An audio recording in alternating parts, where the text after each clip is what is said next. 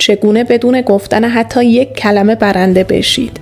بزرگترین قدرت شما تسلط بر خوده و در هر موقعیتی زندگی شما رو آزمایش میکنه. نحوه برنده شدن بدون گفتن حتی یک کلمه. 1.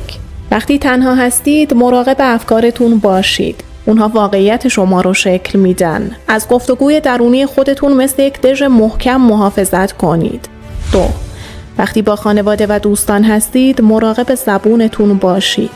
عشق بی‌دقتی رو توجیه نمی‌کنه. کلمات میتونن بسازن یا ویران کنن. 3. وقتی در جمع هستید مراقب رفتارتون باشید. عزت و احترام ساکته اما همیشه در حال تماشا و دقته. با اصول حرکت کنید، نه با تحت تاثیر دیگران قرار گرفتن. 4. وقتی به شما بی احترامی میشه مراقب خلق و خوتون باشید. دیگران واکنش میخوان. به اونها سکوت و تربیتتون رو نشون بدید. 5. وقتی در مشکل هستید مراقب احساساتتون باشید.